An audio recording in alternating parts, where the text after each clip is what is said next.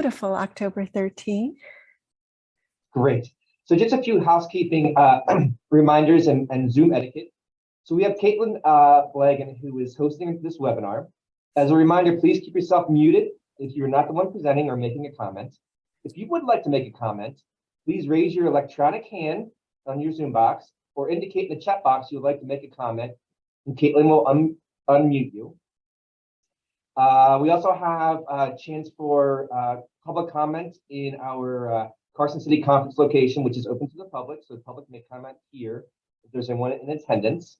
And I'll take roll call next here.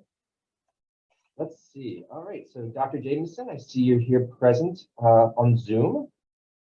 Ms. Valerie Clark, I saw you. Good to see you on Zoom. Ms. Levon Lewis.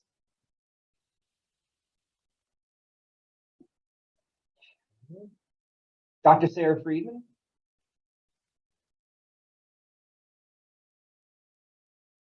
Okay. Mr. Jonathan Johnson. I see you. Good to see you, Jonathan. Great. Mr. Jose Melendrez. I see you there. Present. Mr. Quincy Branch. See you there. See you. Great. Suzanne Bierman.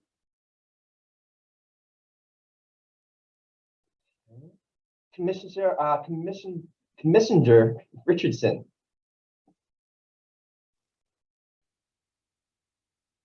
Okay. And then Kelly Anderson, I think I saw you there. Yes, I'm here. Thank you. Good to see you, Kelly. Madam Chair, we have a quorum. Ryan, Sarah Friedman is on, and Chair, you're muted. Oh, thank you very much. At the AMA, we all have to donate if we speak when we're muted to our favorite AMA foundation. So thank you so much, Executive Director Ryan High, for this. And I want to thank all of our staff for the amazing job they're doing on our exchange. It's just incredible, as we'll hear about when we get to Executive Director High's excellent report coming up very soon. And I also want to really thank all of our board members for being present and for their participation, their wisdom. And so proceeding with the agenda, we're going to go to public comment. Do you want to start with the North? Did I hear you might have a couple people there? Tiffany, are you on? Do we have anybody for public comment? Tiffany Davis, for the record. No, there's no one from the public in our office here for public comment. And was there anyone in the South? Is that office open today? No, that office is not open today, and there's no hands up on the Zoom. Okay, thank you so much. So we will, with brevity and vigor, move right up to approval of the minutes of June 23rd, 2022 board meeting. Do I hear from the board anyone who wants to make a motion to approve those minutes? So move. And is there a second? Second. Before approving, did anybody have any edits, either in the way of deletions or omissions of this report? Excellent. So does everyone who approves of this report, please say aye or yay? Yay. Aye. Raising your hand works too. How did that count come out, Ryan? I think it was unanimous. Anyone oppose? The minutes from June 23rd, 2022 board meeting are approved. And Executive Director's report. And I think if you're not careful, you may take a record for long reports here, Executive Director Ryan.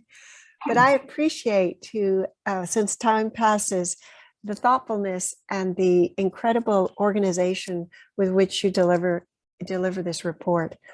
Thank you. I'll try and be fast and brief here. Oh, no reason to be fast. Just, yeah. Okay, great, thank you. Well, it is my pleasure as the Executive Director of the Silver State Health Insurance Exchange to present this Executive Director's report as the exchange prepares to enter its fourth open enrollment as a state-based exchange since transitioning off of healthcare.gov.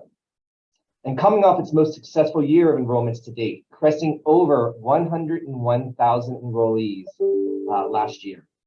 September and October are always a busy time of year for the exchange. During this early fall time period, the exchange is signing carrier contracts with our 7 returning QHP carriers and our 5 returning dental carriers. We're promoting rate changes for the next plan year. We're launching anonymous window shopping, which launched on October 1st. We're performing auto renewals of our consumers that are auto renewed. And this number is coming in a little over 90,000 consumers will be auto renewed for next plan year already. We're finalizing eligibility and enrollment system builds, enhancements, and user experiences for open enrollment. The exchange is also in the midst of broker and navigator training. We're going to have over 800 brokers invited this year, which is an increase from just a little over 600 last year. So our broker ranks are growing that are going to help consumers in Nevada. And we're finalizing the outreach and marketing campaign. And the exchange is hosting the annual prep rallies, informing statewide community partners, navigators, brokers, insurers, and sister agencies about what to expect as we come upon November 1st in the start of open enrollment. Additionally, this year, the exchange is finalizing a budget request for the next biennium and presenting it to the governor's finance office, which will ultimately go to the legislature next session. And the exchange is doing all of this with the lean but passionate and professional staff of only 26 full-time employees, which is a testament to the dedication and expertise of our team at the exchange. As the leader of this tremendous team, I will be proud to represent all exchange employees at the kickoff to the fourth open enrollment as the SBE on November 1st in Las Vegas at the Southern Nevada Health District.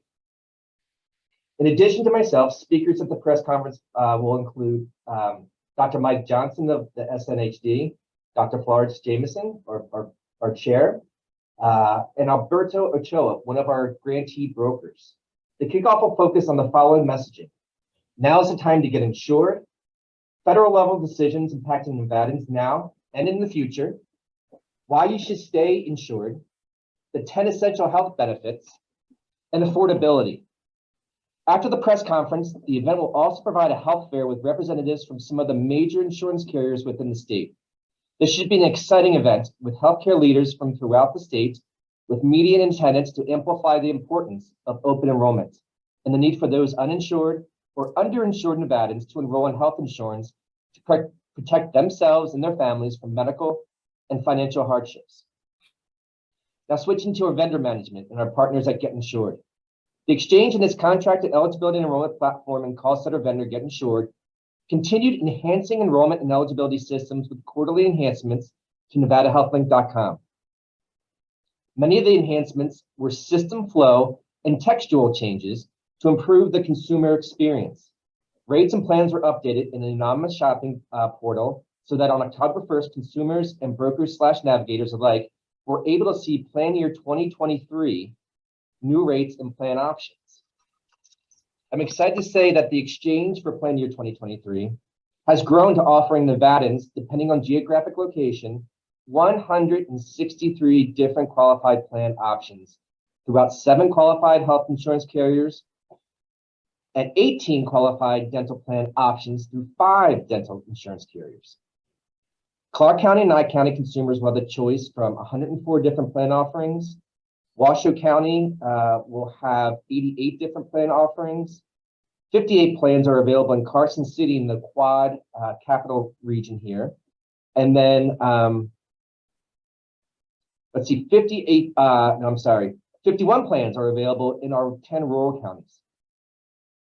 All plans will be sold on NevadaHealthLink.com, which is the only place in Nevada where consumers not enrolled in Medicaid, Medicare, or employer-sponsored coverage can shop and purchase plans, often with financial assistance. When I say often, 9 out of 10 of our consumers this current plan year for 2022, 9 out of 10 did receive some type of financial assistance. When shopping these plans, consumers will see continued savings thanks to continued increased subsidies, such as subsidies being applied to consumers making over 400% of the federal poverty level and increased subsidies being applied to all consumers of the federal poverty level. Get Insured has incorporated in the platform these subsidy enhancements as a result of the passing of the Inflation Reduction Act, or IRA, which will be discussed later in this report. Now, pivoting to the Get Insured operated call center, we are excited to state that the call center hours will be extended in the weekends again during this open enrollment period. During open enrollment, the broker navigator line will be open from 9 a.m. to 7 p.m. Monday through Friday, and the consumer line will be open from 9 to 5 Monday through Friday. On Saturdays and Sundays throughout open enrollment, both lines will be open 9 to 5 on weekends. State holidays and closures will be observed by the call center, except for Nevada Day, October 28th, during which time the call center will be open on that state holiday, that last Friday in October. The exchange is entering its second open enrollment with its marketing and outreach vendor, the Abby Agency, and is excited to build upon the success that the Abby Agency's marketing and outreach strategies campaigns made to Nevada's enrollment success last year. The exchange's marketing and outreach overarching theme for this open enrollment will be "Our plans are made for your plans." More regarding the exchange's marketing and outreach strategy will be highlighted in additional board presentations to follow. Now, switching to the preparing for the end of the public health emergency, or the PHE. The exchange continues to work in coordination with the Department of Welfare and Supportive Services and the Division of Healthcare, Financing, and Policy to adequately plan how to best service Nevadans needing health insurance coverage in the event that they transition off of Medicaid when redeterminations begin in volume at the end of the PHE. As the end date of the PHE is still yet to be determined at the writing of this report, the exchange is actively planning with the two aforementioned state agencies and its vendor Get Insured in order to ensure that Nevadans in need will be properly and efficiently account transferred when appropriate to the exchange for a seamless opportunity for coverage. We're really concerned about Nevadans possibly losing coverage during this redetermination period at the end of the PHE. So we want to be here to help them. Most recently, the exchange has printed and distributed posters to our community partners explaining that Medicaid changes will be coming, encouraging consumers to update their contact information. That's very important with Medicaid offices. The exchange is included in their media plan. The exchange has included in their media plan promoted paid social media posts, and the Nevada Health Link Medicaid information website page has been updated along with Nevada Health Link's partner toolkit and PHA unwinding blog page. All of these different avenues and venues have been updated with update your information. I'm proud to say that because of our coordinated efforts with Nevada Medicaid, the state is ahead of the curve in preparing for the unwinding by 1, having a state unwinding plan or summary, 2, providing specific information to citizens about unwinding, 3, alerting consumers to update their contact information, 4, producing communication materials / toolkits for partners, 5, producing an unwinding FAQ, and 6, plan to publish unwinding data once this redetermination process gets kicked off. The exchange plans to enhance its contracted call center through funding from the Center for Medicare and Medicaid Services State Exchange Modernization Grant. Upon final direction from CMS that the PHE will definitively end, the exchange will stand up through Get Insured, a special team of customer service reps, or CSRs, charged with making outbound calls and outreach to redetermined Medicaid clients that are deemed ineligible to continue on Medicaid and transferred to the exchange. A special team of CSRs will educate these consumers as to exchange coverage options, including but not limited to specific Medicaid transition plans on the marketplace from at least 2 carriers that are also Nevada Medicaid managed care organizations. These transition plans are designed to help make transitioning as easy as possible if consumers on those specific MCOs wish to continue with their same providers. Now, a little bit regarding federal and state updates.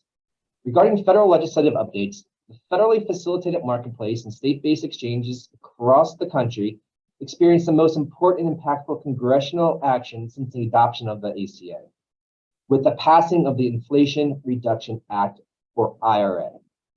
As previously mentioned, the IRA extended temporary temporarily increased subsidies from the American Rescue Plan Act, which is scheduled to sunset December of this year, but the IRA extended those for another 3 years throughout plan year 2025.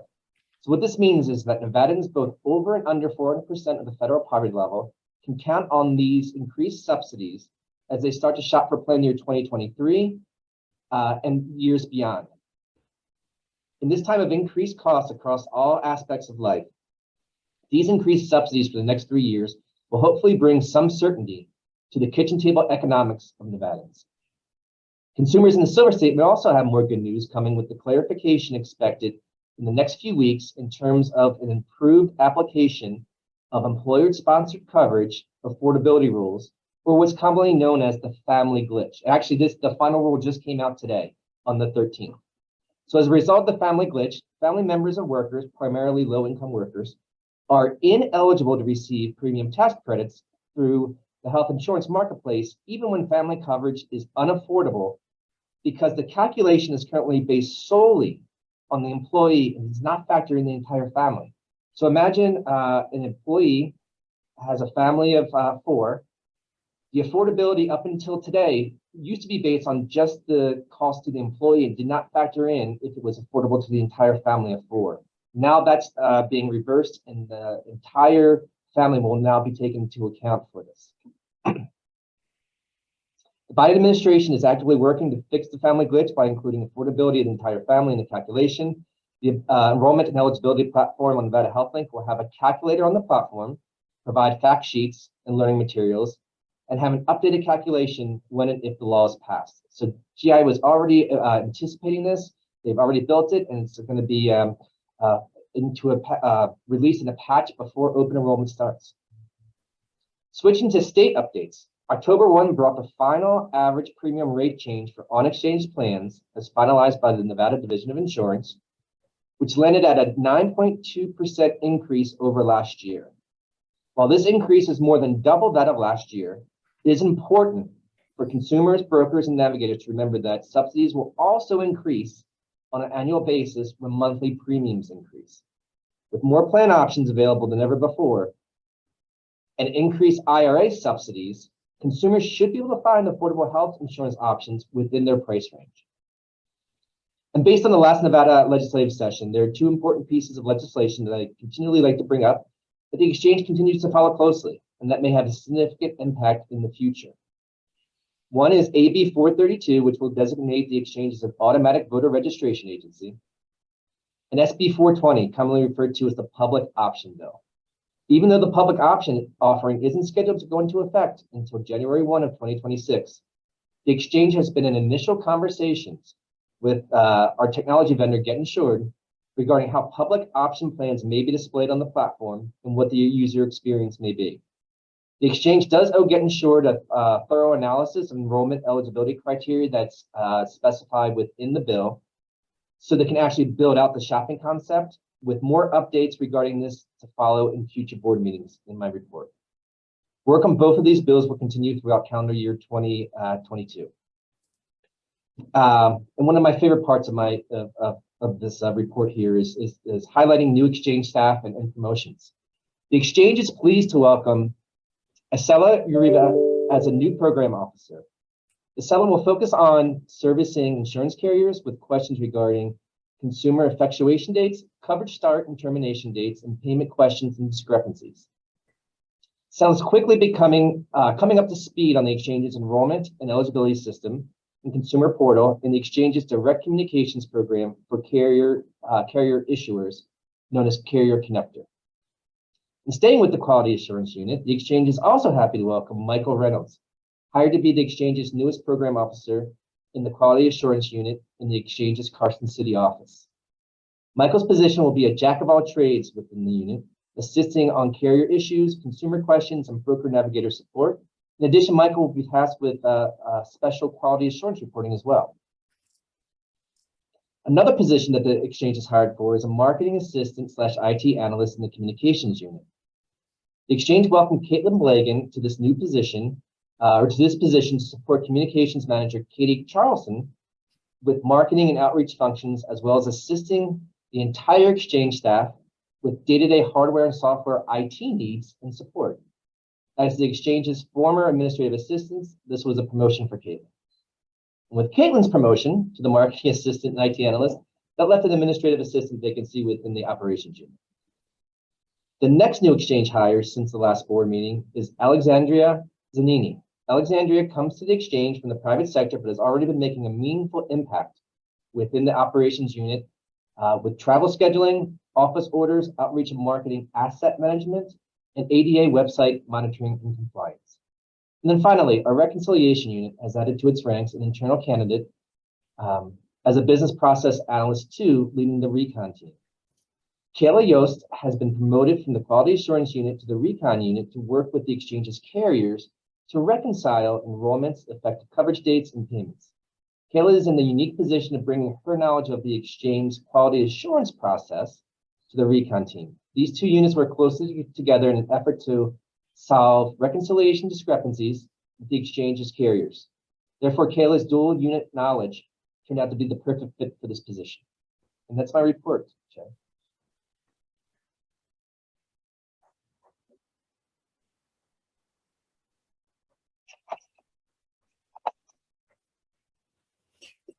Ryan, thank you so much for that fantastic executive report. I'd like to ask if any of our board members have comments or questions. I just want to, Jose Melendez, for the record, just want to say, Ryan, thank you. Great report. Knowing that we meet every so often, I expect them to be that length, so I'd rather have more information than less. So thank you for that. And Madam Chair, this is Quincy Branch for the record. Again, I just want to sort of echo Jose's comments, just saying thank you. And it's just really good to see all the good work that's being done. And to say that you guys are hiring staff, that's a great sign, especially in today's economy as well. So it's all good things. Great, thank you.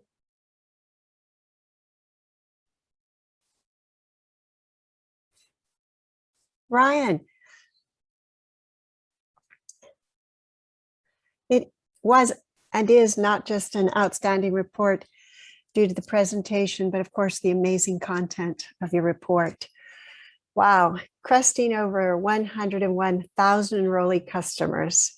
How long we've worked.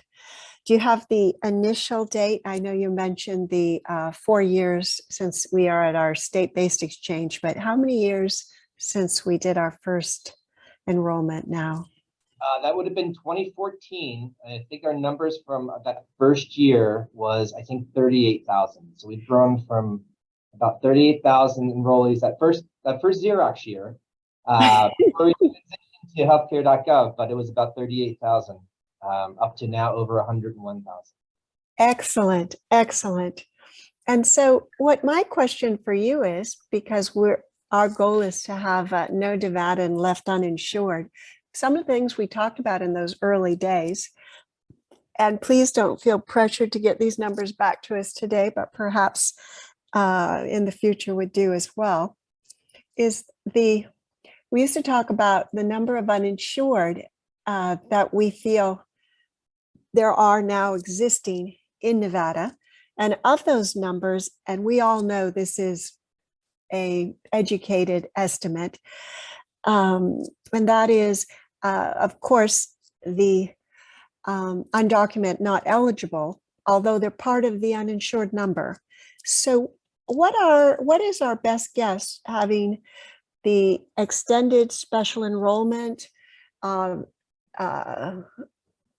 and so including those people, the Medicaid special enrollment, the qualified health plans, the employer-based things, do we have any numbers that are accurate for where we are as of this last year in 2021, 2022 early, for the number of uninsured, and of those numbers, the number that we could actually still hope to reach out to, the number of people that are eligible for our exchange, Silver State Exchange, because we also know that many of the people that are uninsured are also people, as the the young, invincible, immortals, some of them that have good finances and feel if they have something, they'll just buy it. So, but of the ones that are eligible for us, now that's a mouthful and you may not have that information today, and I totally will just look forward to follow up to the best of your ability. So I'll give a few different numbers here that I've recently seen, and this comes from studies from this year. And one was from public listening sessions from the for the public option. And there was a group there, Manat Health provided some of this information. So it looks like eligible. So this is Nevada's uninsured populations. So ineligible due to immigration status is 109,000. Eligible but unenrolled looks to be about 225,000. And it looks like from that eligible but unenrolled bucket, there's two different sub buckets. One is 148,000, looks like they could be eligible for Medicaid and CHIP, and another 77,000 for the marketplace, for our marketplace. And then regarding affordability challenges in the marketplace, it looks like there's about 69,000 uninsured. And about 49,000 are due to the family glitch that we just talked about that's being fixed today as we speak. And then 28,000 of those were over 400% of the FPL, but also, as I mentioned, because of the American Rescue Plan Act and the IRA, Inflation Reduction Act, now those consumers over 400% are receiving subsidies. So I would say maybe, you know, in probably around the 77,000 plus the 49,000, we could probably have a direct impact on at the exchange with the fix of the family glitch and with those eligible but unenrolled. And do you think that that was an outstanding answer? Thank you so much. Much better than I expected. That was brilliant. And do you think of that 77,000 that our current programs that we have on the exchange, once the glitch is fixed, how do you believe that adding to it the a new programs under the SB 420 are going to actually be capturing a different significant number of those that we wouldn't already be able to cover with our current amazing 163 plans, 17 different qualified health plan carriers, etc. So I think that probably the draw for the public option plans that will, again, this will be in 2026, and those carriers that are Medicaid, the managed Medicaid insurers that currently sell will have to sell plans, these public option plans as well. I think the real draw is going to be, it's going to be a price issue, because these public option plans are going to be sold anywhere from the first year at a 5% reduction from exchange plans up to at least maybe 15, 16% less after year 4. So I think the price is going to be a huge factor for that. You know, there are going to be qualified health plans.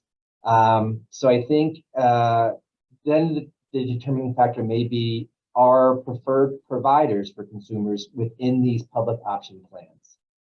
So I think it's going to take a few things to look at to see, you know, if someone's going to go with the traditional QHP marketplace plan in 2026, or if they're going to look at a public option plan. But if price is the big thing, the public option plan will most likely be less expensive. Anywhere from 5 to 20%? 15, I'm sorry, 5 to 15. 15%. But obviously, as with my accountant husband says, nothing's for free. Then with that reduction, the benefits are going to obviously be less. They will include the 10 essential health benefits, but it's going to be also providers will be paid, I think, Medicare rates, if I'm not mistaken. I'll have to get back to you about that detail there, but it's not going to be, I think, you know, what the individual private market will pay providers. It's going to be a reduced rates. Correct. And that opens up something different. Mm-hmm. So I apologize for being a little naive about this, but obviously one of the big issues was that physicians might be required to enroll. And that's a separate issue, or whether they would elect to enroll. And some people are concerned about that. But if we have the public option on our platform and it's cheaper, will that be to the detriment of our other carriers? I don't know if I know enough to comment on that at this point.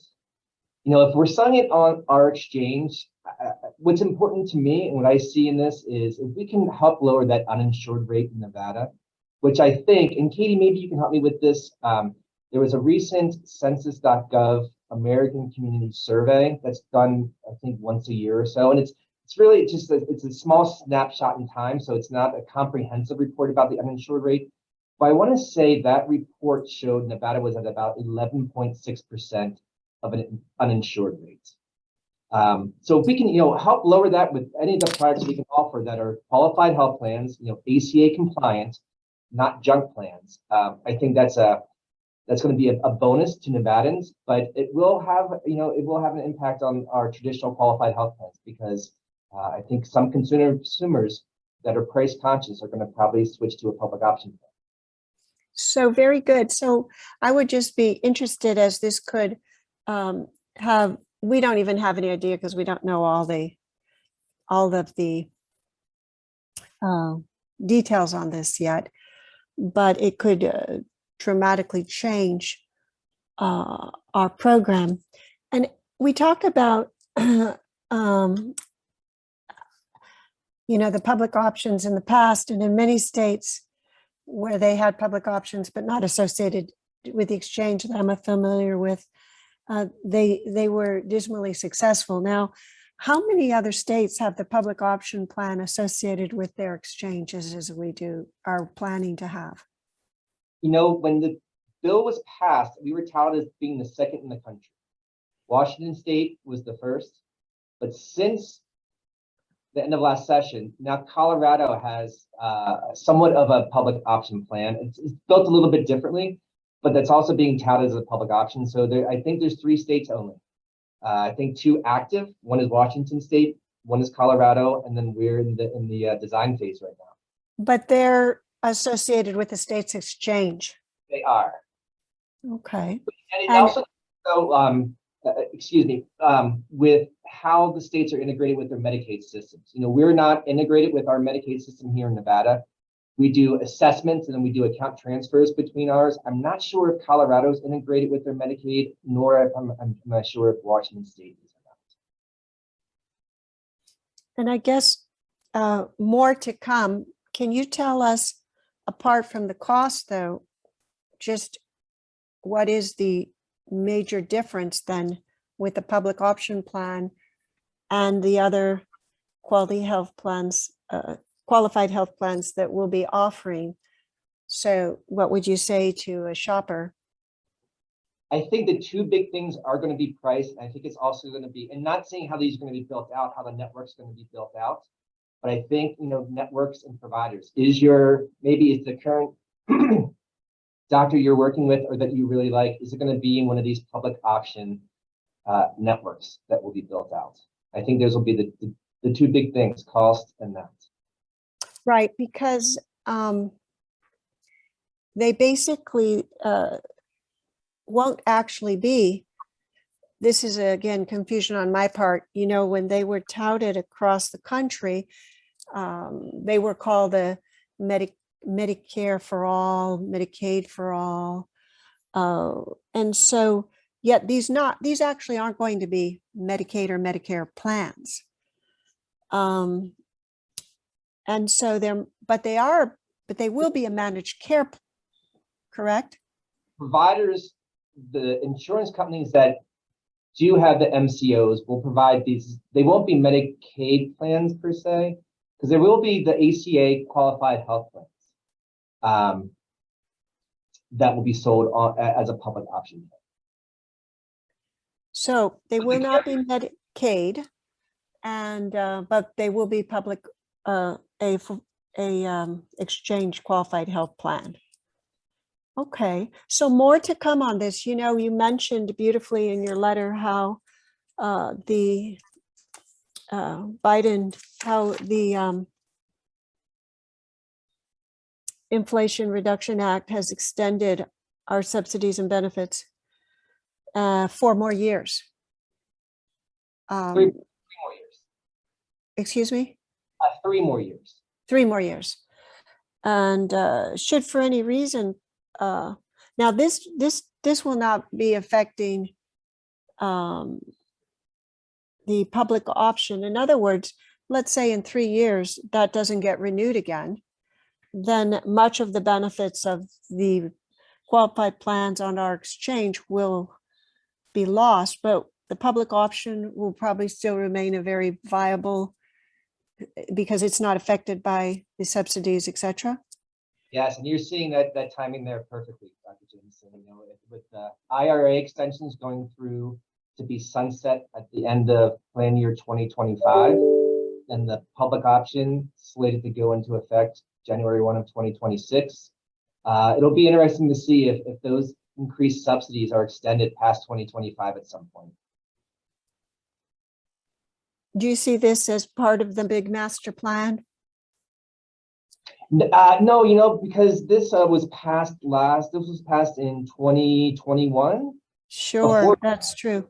Before we knew if ARPA was going to be extended past this year, and this was way before the IRA, the Inflation Reduction Act, that was all sort of worked out and agreed upon this summer. But it is interesting coincidence, is it not? It is for sure. I know. Well, I took up a lot of everyone's time, but I find this all fascinating. I hope the others do too as well. And I think it's important, as this is a big factor of how it may affect our exchange, for us to look at it. So I wanted to congratulate you on your amazing numbers, 90,000 auto renewal. That is, we saw you preparing and preparing and preparing, and this is just phenomenal. Cannot imagine that we could ever hit the amazing numbers we hit had not your system and processes been in place for auto renewal. Brilliant, excellent, well done by everybody, incredible. So I wanted to tell you how much I appreciate your amazing enthusiasm for our kickoff that's coming up. I just don't know if it was 2 pots of coffee or your genuine enthusiasm, but I love it. It was just fantastic. So the call center line, I just want to tell you that is amazing, because I really think of that. I'm so appreciative of the extended hours. And I really cannot tell you, I think of that call center line as literally for people who need healthcare as a call for help. And the fact that you have that it's so extended in this and the enrollment period is just again brilliant as well. So moving on, it's a little question you may or may not have the numbers for. The number of Nevadans on the public health emergency Medicaid that will be leaving the Medicaid coverage. Approximente, I know you actually do probably have an approximate number on that. I really But I wish- always want you to have some wiggle room. And so what do you think? How many of those are probably going to be coming over? No, I don't have an accurate number or a definitive number on this. I know it's going to be in the tens of thousands. I don't know if it's going to, I don't think it's going to be as high. And this is just speculation on my part right now. This is not from any data, no definitive numbers. I don't think it's going to reach 100,000. It's going to be somewhere in the tens of thousands. I just don't know where in the spectrum it's going to fall. But Nevada Medicaid, I believe, is up to about 900,000 or so enrollees at this point, and they'll have to be redetermined over a multi-month process. It's not going to be one fell swoop and the exchange will get tens of thousands of consumers in one day. It'll be over a myriad of months that this will happen. So we have the bandwidth for it. We have the system set up for it. We're just waiting to hear from HHS and CMS of when this is going to happen and that definitive 60-day notice. Very good. Yeah, because we really, having said that, really don't know. We're looking at the 77,000 potential lives in the marketplace, but in reality, that could be, once this happens, that could go up 10, 20, 30, well over 100, 120,000. We have no idea. But not 100,000, not 177, but perhaps 20, 30,000 more potential. Redeterminations coming over. I think that's fair to say. Who, by the way, are the two MCO providers on our? I think there's 4 for Medicaid. I think it's Anthem, HPN. I want to say Molina, who is one carrier that's not with us yet, but hopefully next year. And the 4th one is HPN, Anthem, maybe Aetna. I'm not sure about the 4th one, but I know it's Molina, Anthem, and HPN at least. Very good, very good. And so what was the date on the family glitch? I know you guys are all postured. What's the date we expect the passage? So we, Of the law? I think came out today. It was expected to come out sometime today on the October 13th. So I don't know if it's been out yet as of this morning or not. I was actually just running to this meeting from the Economic Forum. I was just presenting over there this morning, so I haven't had a chance to check. Oh, okay. So, because I heard you say that, but then you also later said when the law is passed. So the final rule should be out today, and Get Insured has already built it into our system. And basically it's toggling on a switch to turn it on. And we're going to do a patch release before November 1st. So when consumers come in for open enrollment, they should be able to do, and this is barring though, any legal challenges, any injunctions, anything like that might happen. But our plan is to turn it on and have it ready for November 1st. Well, hopefully with everything going on in politics, they'll be too busy for this little old fish here. And just wanted to echo what one of our board members say. It's exciting to see that we're growing. And I wanted to also welcome Isla, if I said that correctly, and Michael, and also Alexandra, and congratulate Katie on her promotion. And of course, Kayla in her new job. So very exciting. And at that, if I'd like to, before we leave your executive report, in case we stirred up any other questions, have anybody else have the opportunity to comment on the report before we move on. Board members, do you have any other questions, comments? I haven't seen no raising hands. So having seen no raising hands, we will just carry on then. And here I am on the agenda, marketing and outreach update. Hey, everybody. So I'm going to give a summarized version of my report, and then the Abby Agency is going to have a beautiful presentation for you guys.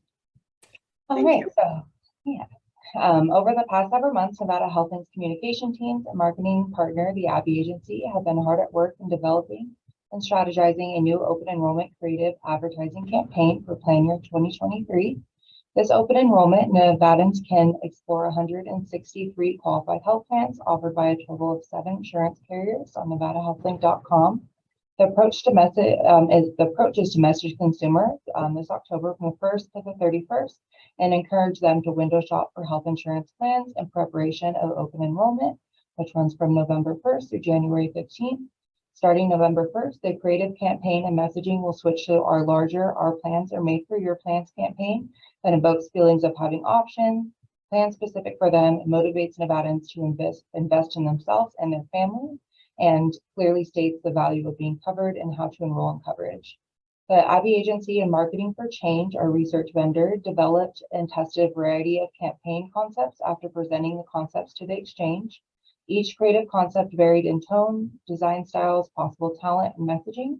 All creative concepts and storyboards will be produced in a traditional ad campaign, meaning videos and stills, both in English and Spanish. As I said, the Agency will talk about it more in their presentation. I'm really excited about this. We used more like quote unquote real people. There's a lot more diversity, body diversity. So I'm really excited to show you guys some images from that video shoot we did a couple weeks ago in Las Vegas. And during the window shopping period, which is right now, we sent out a press release announcing the benefits of window shopping, announcing the average rate increase within the addition of new plans on the exchange. The exchange is currently planning a press conference, as Ryan said, and a health fair to follow. It's going to take place at Southern Nevada Health District on the 1st. We are also planning a community kickoff event in the north in a library in Reno. We also invited our carriers to that event, so we can give me equal both. And then we're also inviting community partners such as Immunize Nevada and Medicaid. The exchange also continues to participate in a statewide community events. We have advertising in the market for window shopping, including radio, digital billboards, Google search engine marketing, display banners, paid social media ads, television, email marketing, blog posts, and organic social media. The exchange and the Abbey Agency are committed to reaching Nevadans from all backgrounds and communities. More diverse than ever, Nevada has a robust Asian American, Pacific Islander, African American, Native American, and Latinx communities. The 2023 Open Enrollment Media Plan integrates highly effective tactics to reach these historically underserved communities, as well as remaining in the communities throughout the state of Nevada. Overall, the Abbey Agency has allocated the spend broadly across a diverse range of media channels to ensure we reach Nevadans on all platforms that they frequent. The exchange expects this combination of channels and tactics will generate strong enrollment figures for plan year 2023. Throughout the month of October, we're started to broadcast window shopping creative, which are just 15-second ads. And then during open enrollment, the first to January 15th, Nevada or the exchange will broadcast multiple 15-second and 30-second creatives via traditional advertising campaign. And then as we move towards the January 15th deadline, the close of open enrollment, the frequency of advertisement plays will increase, helping the individual realize the deadline of open enrollment is coming. Throughout open enrollment, public relation efforts will continue with an announcement release highlighting the start of open enrollment and ongoing pitches throughout the open enrollment period to remind Nevadans of upcoming deadlines and how to enroll in plans. Our goal is to garner attention surrounding open enrollment period through this earned media. The key efforts include an October 3rd press release announcing the start of window shopping, which has already gone out. We're going to secure stories in statewide media outlets and share how Nevadans can prepare for open enrollment, pitch efforts, which will emphasize key messaging and reiterate that all Nevadans can find a plan within their budget and their health needs. Public relation efforts will also focus on reaching Nevada's AAPI, African Americans, Native Americans, Latinx communities by targeting media outlets that specifically aim to reach these demographics. To continue outreach efforts to rural communities, a budget was outlined and then outreach plan was developed to focus on partnerships, and these are being executed upon. The first step in the plan was negotiating a 3-year partnership with the Northern Nevada Food Bank to assist with their rural food bank deliveries. This will feature the Nevada Health and brand, resource guides, and other promotional materials. Navigators will also be invited to these rural distribution events to engage and interact with communities one-on-one. So we'll have our logos on their backs as well as their delivery trucks. We're really excited about that. Then additional rural partnerships throughout the state will be developed and implemented throughout open enrollment. And as open enrollment approaches and we integrate the content strategy into the messaging campaign, Nevada Health Link has an opportunity to develop content that answers questions and engages readers at all points of insurance on the insurance enrollment journey.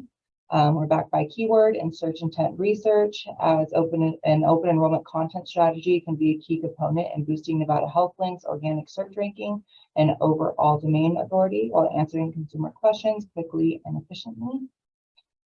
And as every year, there are challenges that come with open enrollment period. Nevada Health Link audience is busy with day-to-day tasks and is looking for simple, easy, efficient ways to make the best decisions regarding their health insurance. The Nevada Health Link audience is broad, including residents with limited time and ability to digest complex insurance information, as well as those whom English is a second language. Search results that detail insurance information in simple and most direct terms both benefits the audience and are rewarded by search engine algorithms. The Ad Agency in exchange has proposed a customer journey focused strategy where the content blocks are synced up with the stages of the customer journey, allowing insurance seekers to gain awareness, be educated, and feel comfortable enrolling in a plan through Nevada Health Link. Finally, the strategy would allow enrollees to get the most out of their coverage and become loyal ambassadors of Nevada Health Link. Our main call to action, as always, is to drive consumers to Nevada Health Link to explore resources and then ultimately enroll and get that free assistance, linking them to the navigators and brokers in their area, sure they can call and using our lookup tool. The Abby Agency conducted many general updates on the website to improve for this upcoming open enrollment period. We have an updated partner toolkit page, which will update with the creative for open enrollment. And then we also have an updated testimonial page, and we added new videos with our executive director, Ryan, and small business owners. We have a really great testimonial on there. I encourage anybody to go look at it. It's very sweet and emotional. One of our customers actually, or one of the consumers actually filmed it. It's a great video. And then we're also implementing 2 new user interfaces for user experience features on the open enrollment landing pages that help provide friendly ways for individuals to find more information about insurance.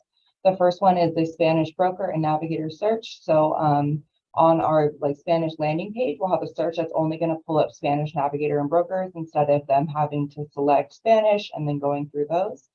So that will be start beginning of open enrollment. And then we're also creating an interactive quiz on the general open enrollment landing page. A quiz will be implemented that allows users to answer questions about their lifestyle, job, and needs. The result of the quiz will provide them with a personality type, such as the provider or the super saver. And based upon the results of the quiz, they will receive information about key terms they should know if they shop for plans. We will also provide a graphic and encourage them to share about what type of health insurance shopper they are, and encourage them to sign up for our newsletter to stay up to date as well. And that's my report. Thank you, Katie. All right, my turn. Let me share my screen. Move this over. I think you're on mute. There. Okay. Yeah, I don't think there's much anyone could ask because it was pretty detailed. Not that Ryan's wasn't, but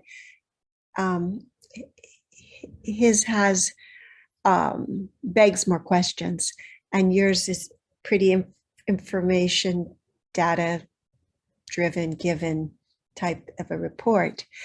And I can't not ask questions of Ryan. He'd be so disappointed.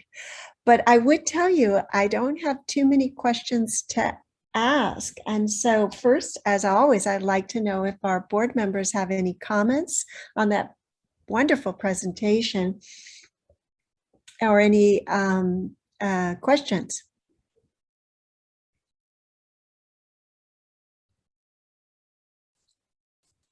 Well, of course, I have at least one, which is, first off, great job adding right on that front page, the Spanish, the option for the Spanish speaking broker. And what % of our customers currently say that their primary language is Spanish of those 100,001 customers? I have to double check. We recently looked though, and I want to say it was around 10 to 15%. But I'll get you a final answer. Okay. Very good. Very good. Not as many as I thought there might be. Any other questions? I think we all get real excited to see the tell and show part coming up now. Go ahead. Wonderful. Okay, I'm very excited, as you mentioned, Dr. Jameson, to help show some visuals to go along with all the amazing successes that Katie and Ryan have been discussing. Okay, so before we dive in, we just wanted to say it's been phenomenal working with Katie and Ryan and Caitlin and Janelle and all of their new roles. I think we've had a great working relationship over the past few months, really diving into different data from our team, from their team, that helps inform our open enrollment campaign moving forward. Our hope is that this year We get to have another record-breaking year, again, of even higher than 101,000. I did want to share that just this morning, we were notified that last year's open enrollment campaign won a national award. It was an honorable mention for the PR News Platinum Awards in the integrated marketing category. The winner of that award category was Jameson, the whiskey.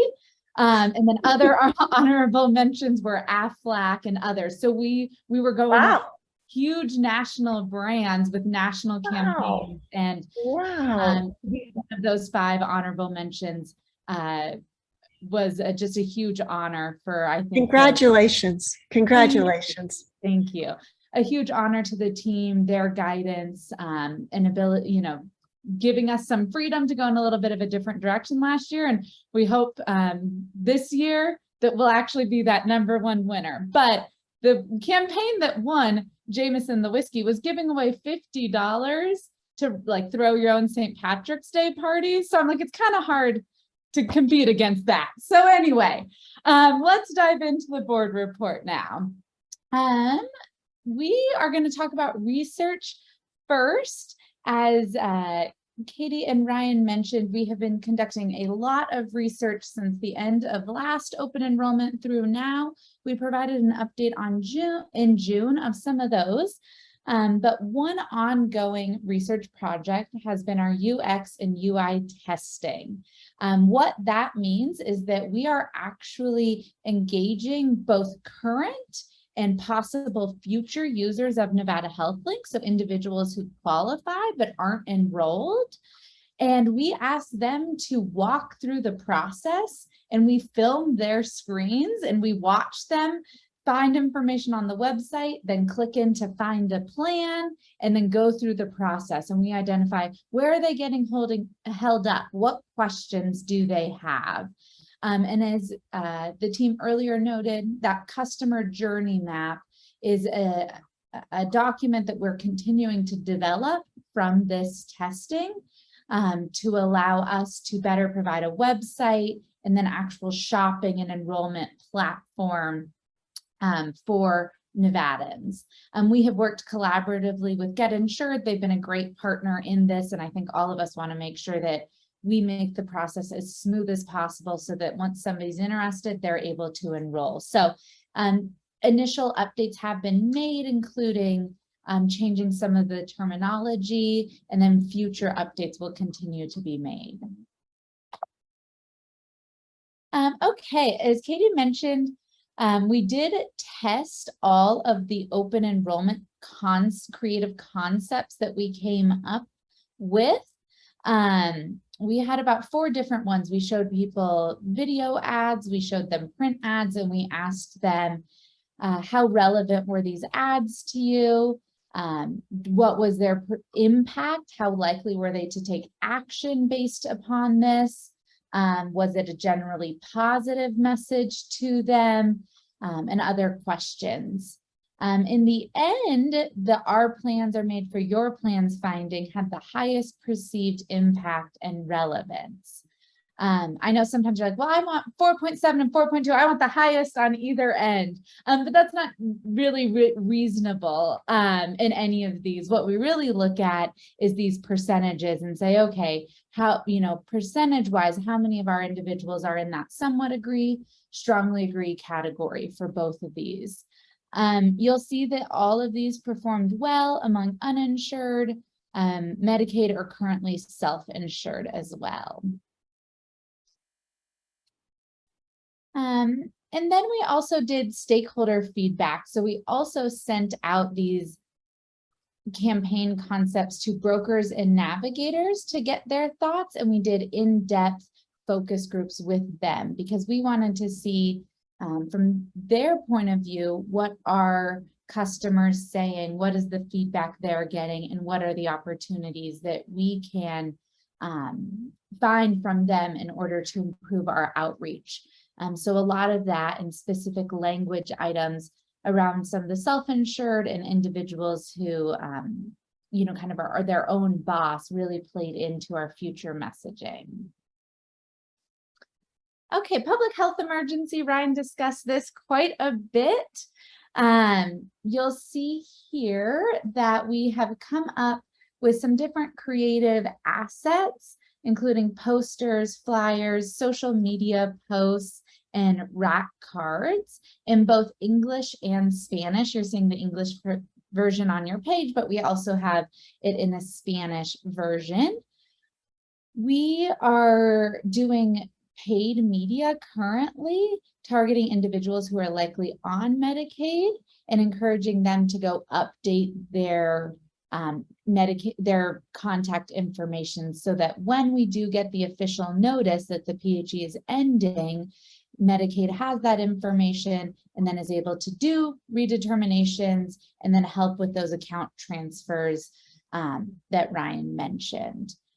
In addition to the paid media, we're doing quite a bit of grassroots outreach. So we are printing the posters, the flyers, and the rack cards, and we're sending them out to community partners. So libraries, other government agencies who assist individuals, different charities and nonprofits, such as the Catholic charities around the state, the food banks around the state. So I think our last list is about 300 organizations that we'll be printing and sending out these packets of information to and encouraging them to post these flyers in their areas of business and where they're serving Nevadans so that Nevadans are also seeing it physically when they're out gathering services in person.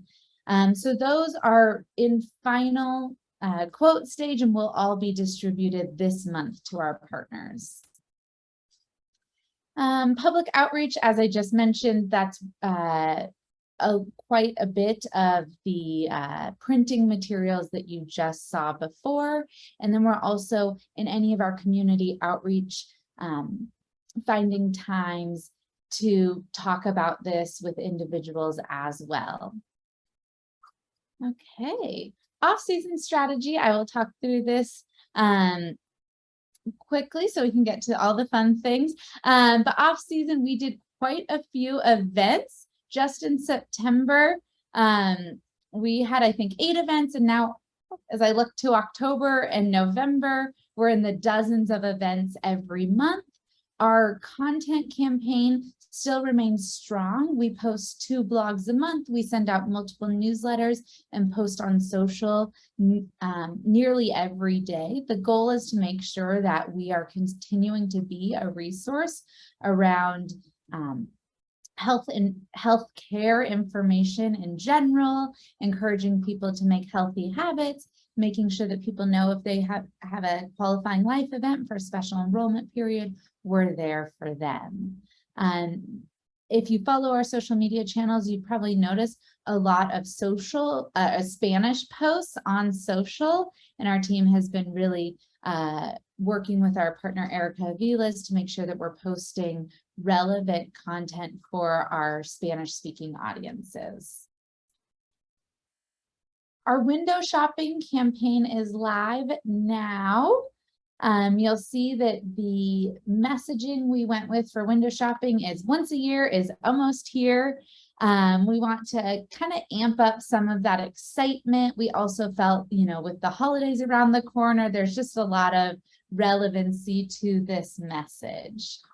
You'll see here that we also are highlighting the fact that over 100,000 Nevadans signed up. We wanted to create a message that allowed people to get excited and feel like they can be a part of a movement. So here's an example of a print ad as well that has gone out.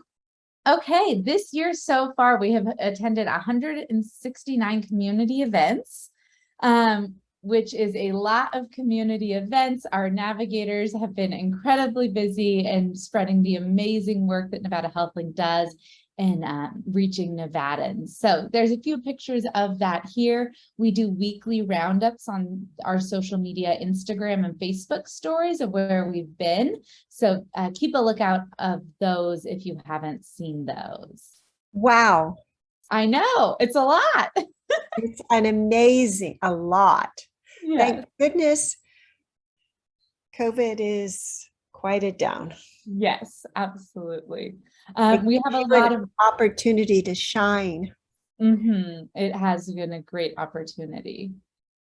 Okay, so we're going to dive into actually what open enrollment looks like. The key messages you see on this screen are things that have guided us throughout all of the open enrollment campaign that we're developing. One, we wanted to create motivation. Of course, to us, it seems like, oh gosh, you have November 1st to January 15th. That's so much time. We wanted to create that sense of urgency, that motivation to make sure that people know there's a reason to do this and there's a reason to do this now. We wanted to make sure that Nevada HealthLink was that place where we are the friendly face. We're here to help. We need individuals to know that their brokers and navigators are free. They have a call center. They have a great staff that they can go to and get help. We wanted to make sure that Nevada HealthLink is seen as a valuable resource and that health insurance in general is a valuable resource and something that you need to have. Authenticity, Katie mentioned that, and I'll show you some pictures shortly, but using real Nevadans, making sure that, the ads look like people that you see, that when you are watching an ad, it looks like it could be your backyard or somewhere you would go. And then we wanted to make sure that our plans could be seen as flexible and fitting for that individual. Hence why we've called the campaign, Our Plans Are Made for Your Plans.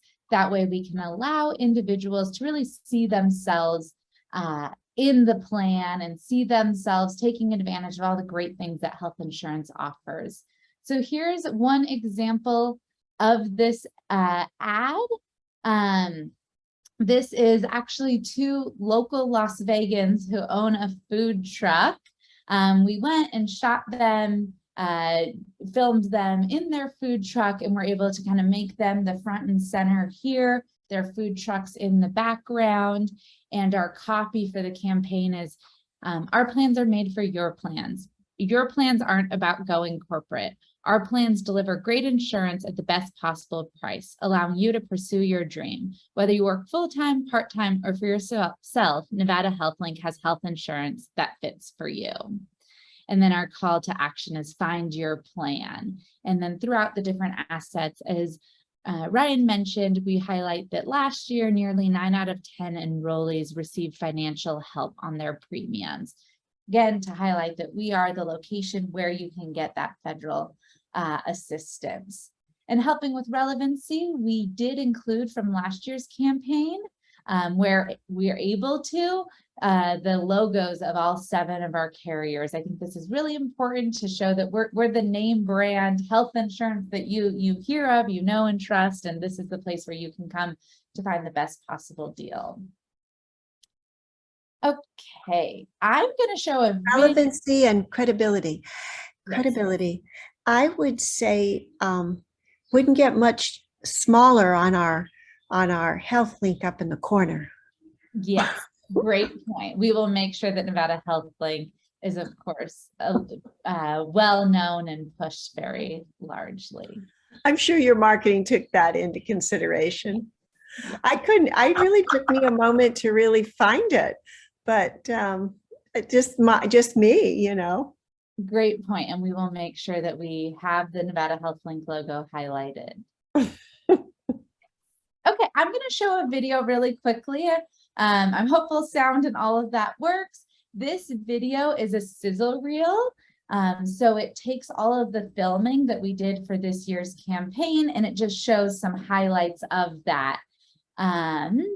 So fingers crossed this works. I'm going to go large screen. All right.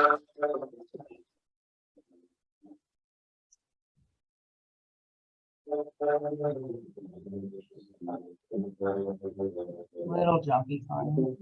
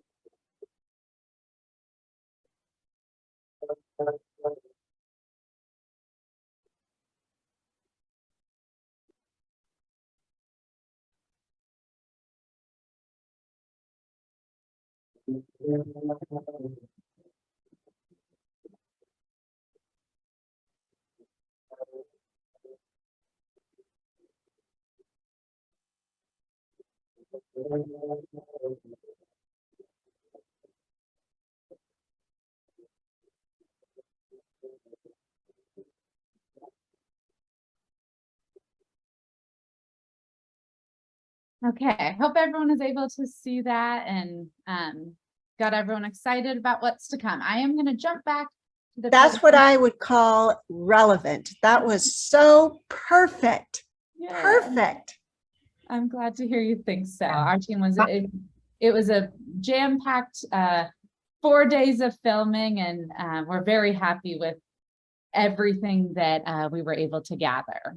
And as filming goes, I know you didn't even use like 5% of what you got, but Yeah. you picked out some fantastic, relevant to our customer population. Perfect. Thank you. Great job. Thank you. Connie, that is really fantastic. I'm super impressed with your presentation today. Good job. Thank you. Thank you, Valerie. I appreciate that. Katie and Ryan and Janelle were critical. We went many rounds of reviewing different talent. And one thing I want to point out is that these are real life business owners here in Las Vegas. So our team was able to go out, find individuals, you know, ask them to participate in this. And then we went really to make sure that this was authentic and relevant. So I'm so happy to hear that it strikes that chord with you all as well. Katie just came up with a great idea earlier today about actually highlighting these individuals by name and business throughout social media as well, and tagging them and ensuring that we're giving them the credit. And we've already talked about with some of these businesses work on the side, going to put together like a small commercial that they can use for themselves as a thank you for participating, because they really did perform so well and gave us so much of their time and were so open to us. So I would 100% agree with that. That's really neat. yeah, thank you. I'm just going to scroll through some pictures quickly. You saw it in the video, but I think that the styling of these is great. The relevancy is great. We are going to be using some photos from the old campaign for our retired couple, our soccer family. So there's some elements that we're going to bring forward from last year as well that I think that these tackle so much. They're just bright and fun, and paired with the Our Plans Are Made for Your Plans concept and copy, they really pop. Okie dokie. It is in your board packet as well, in Katie's report as well as here, but these are the scripts that we are doing some final tweaks on that will supplement and go over actual commercials, whether that's for our broadcast partners, our connected TV partners in our campaign, or video on a digital platforms such as Facebook and YouTube. But these are the messaging. It's really meant to be empowering. So for example, for our barbershop, food truck, realtor, housekeeper, landscaper, the voiceover we imagine is you are your own boss. You built this from nothing, winning your own work. There's no clocking in or clocking out. There's only getting ahead. And you can spot that opportunity. Today, you can find health coverage tailored to your needs, because at Nevada HealthLink, our plans are made for your plans. Nevada HealthLink is the only place you can get federal financial help on private health plans. Nevada HealthLink, where health insurance competes for you. And then you'll see there's a few other options here for some of those other scenes. Paid media strategy, Katie spoke about this. We have a very robust paid media campaign. This is where we put the majority of our money every year, is making sure that this message gets out there. So we have your traditional broadcast TV, radio, streaming, billboards.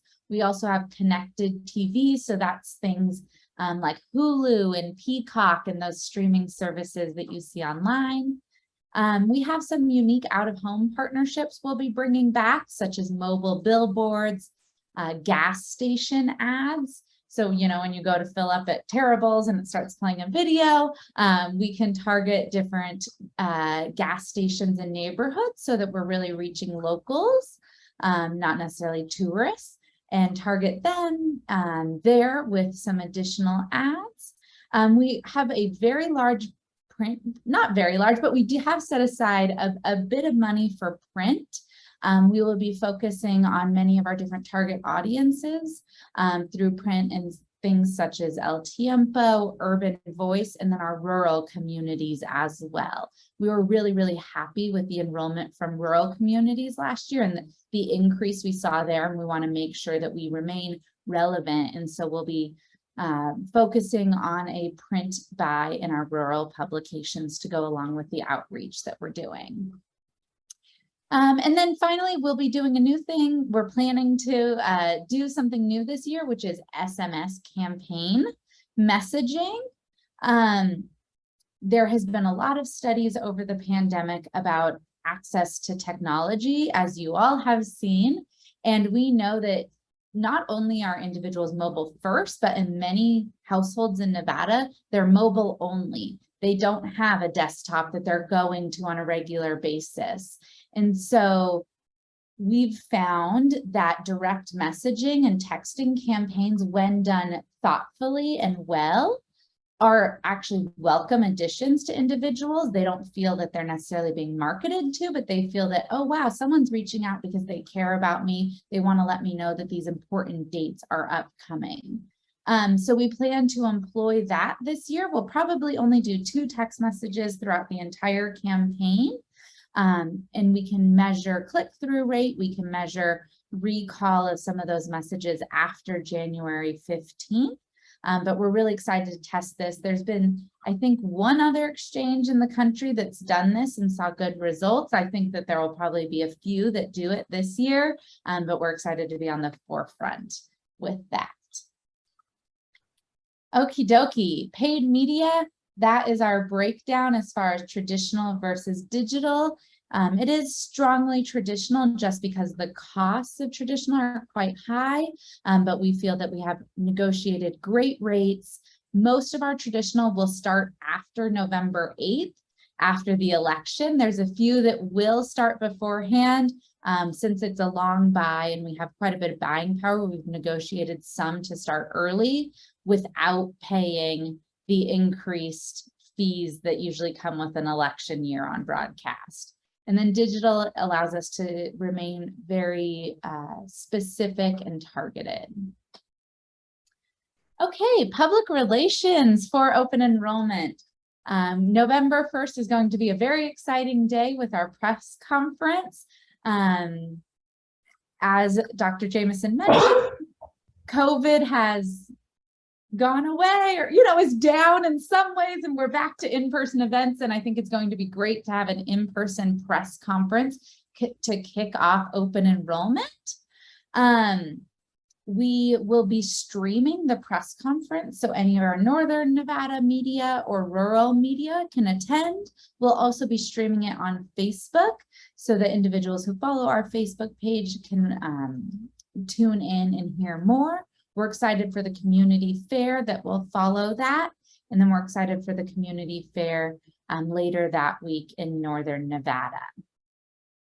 There's a few other things on here, but I would always just like to say that after November 1st, we will continue to follow up. We have been working with Katie on a plan of what a press release as well as pitching opportunities look like for every 2 weeks or so after that November 1st date. We also plan to resend out the initial press conference and recording after November 8th. Knowing that the election usually takes up a lot of airtime, we're going to make sure that we don't get lost with that coverage.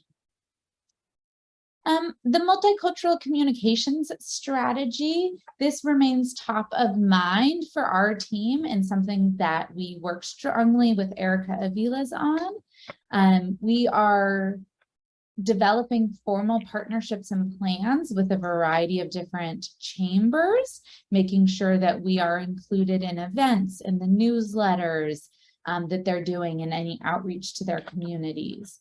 We're also, for open enrollment, looking at doing PSA content with many different council members and commissioners that speak to many of our diverse target audiences. Our blog and newsletter, as Katie mentioned, really is going to follow the customer or consumer journey, making sure that we are following up with them regularly. And once they start an application, we're able to ping them that says, hey, you know, go complete that. Or if they don't follow through with completing that, they can get an email that says, is there any questions you have? How about talking to a speaker or broker? Also, as mentioned, there are 2 critical updates we're making to our landing pages for open enrollment. We'll have a search function for individuals who are Spanish speakers to search for brokers and navigators who also speak Spanish.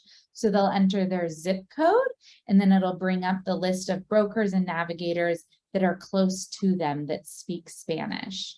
And then we have that interactive quiz that is being built out based upon different personas. And as an individual answers that, as Katie mentioned, they'll get a persona at the end that says, you're the super saver, or you're the, you know, family leader. Here are types of health insurance terminology that you need to know as you go into shopping, and we'll encourage them to dive into reviewing plans right then and there. We'll also ask for their email at the end so that we can email them their results. We can email them the Facebook stickers that you see in Facebook frames so that they can share that out. And then we can also ask for them to opt in and enroll in our newsletter list so that we can continue engaging them throughout open enrollment, encouraging them to enroll. Social media, Katie is coming down to Las Vegas next week, and we are going to do 2 really fun things. We are going to do a Facebook Live with the center here in Las Vegas. And we are going to talk about the different services that they provide to the community and why health insurance is an important part of that. And then we're also going to be filming a variety of vertical videos that are specific to Instagram Reels and TikTok. And it's all going to be focused on healthcare literacy, breaking down, you know, the things you need to know about qualified health plans, what you need to know about deductibles, premiums, different things like that. So we're excited for those, and that is going to help support our social media strategy throughout open enrollment. And that's it. Any questions? Wow. Wow. We thought Ryan was exciting and Katie was exciting, but Connie, you have just bowled me over. That was an amazing presentation.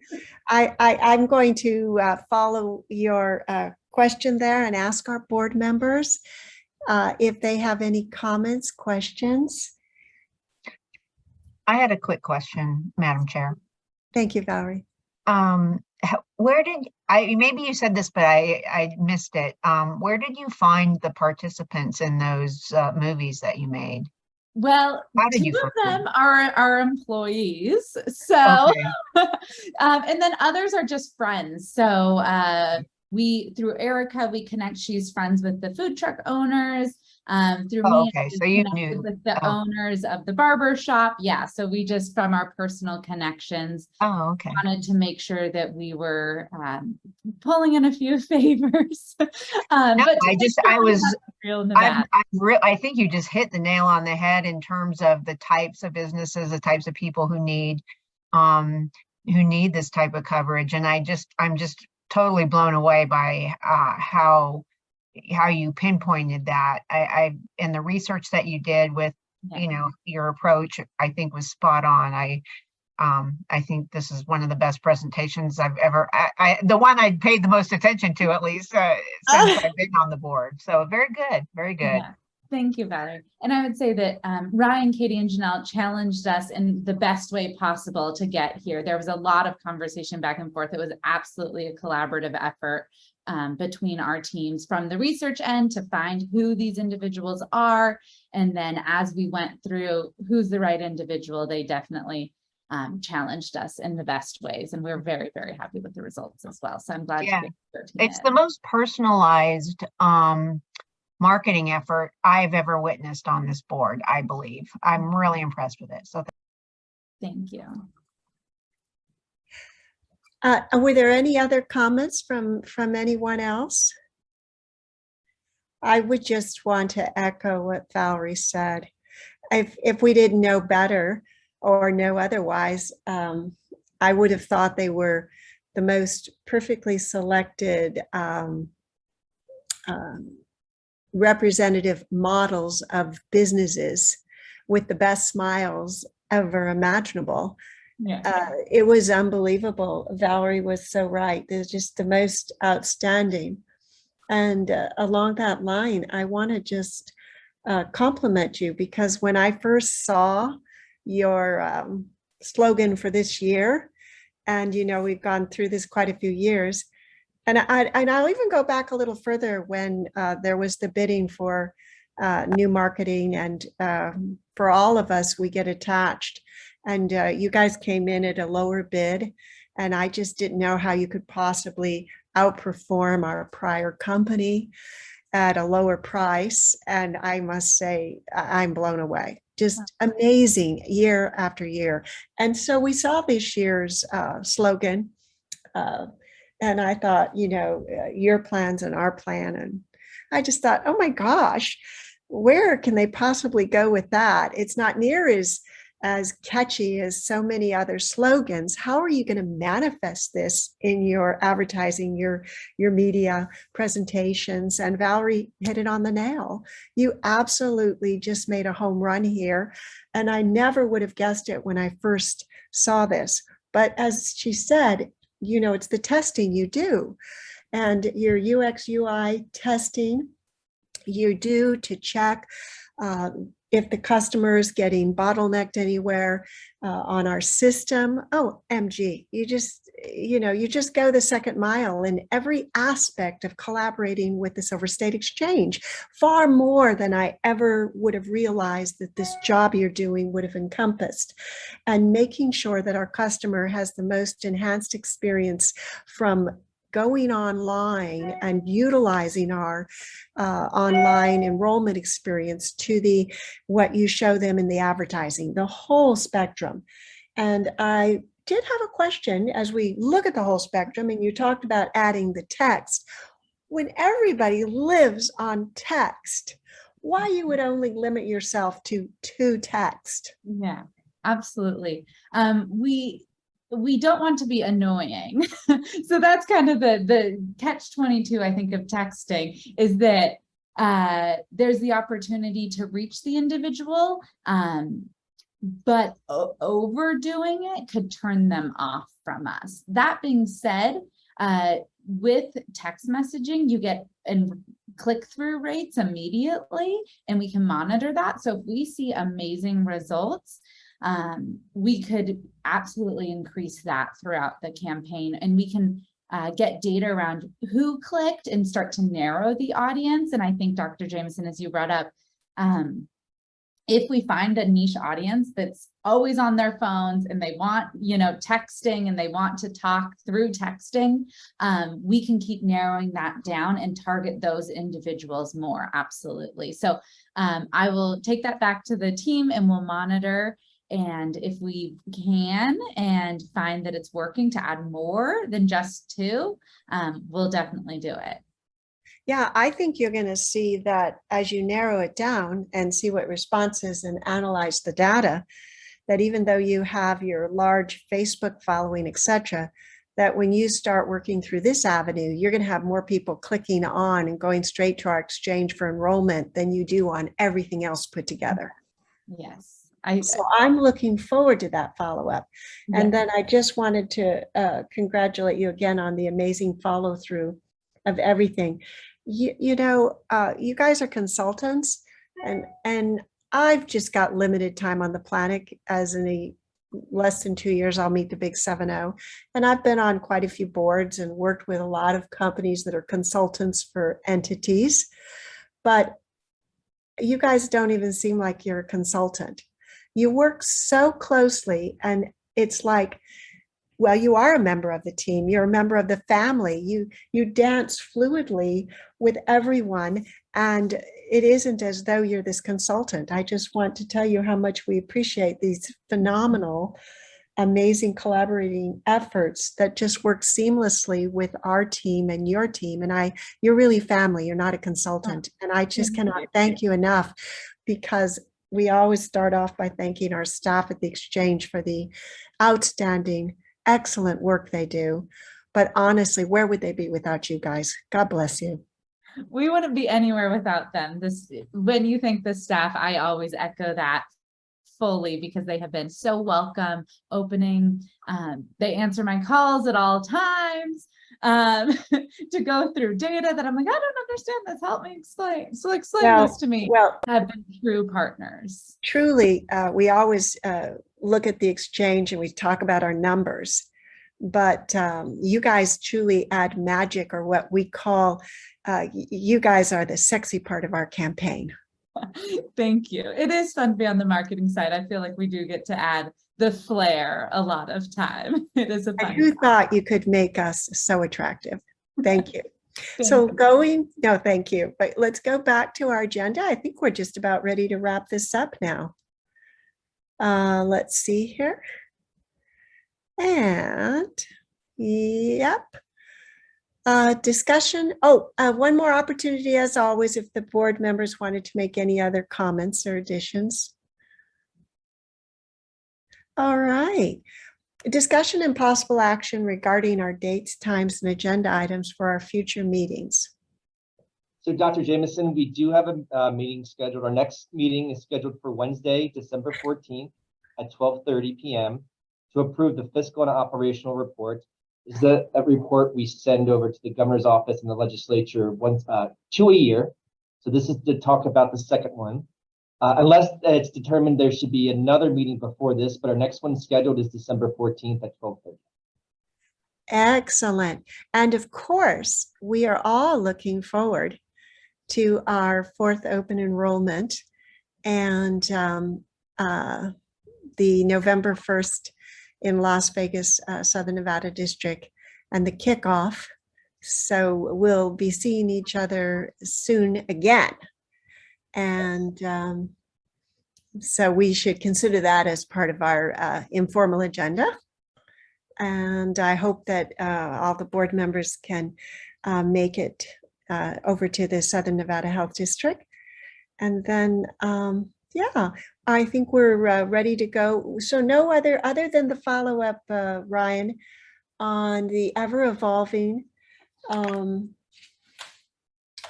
work of the public option follow-up on our SB 420 and how it will have future impact on our exchange and our other qualified health plan providers.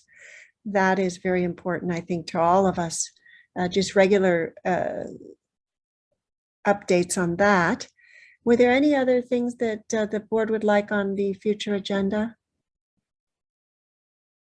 All right, well, hearing none, I think we can go back to public comment. Is there any public comment? Madam Chair, there's no public comment here at our Carson City office. All right, and the other office, was it open or closed to any other public comment online, on the phone? Closed, but I'm not seeing any other online. Okay, well, hearing no other comments and no other board input, we'll go ahead and adjourn the meeting now at 4:07. And I thank all of you once again for your amazing work. It's really fantastic. And I'm looking forward to our best year ever. And with the switch over from the emergency Medicaid services, we are going to have our best year ever. Thank you, everybody. Have a great day. God bless you. Thanks, everyone. Bye-bye.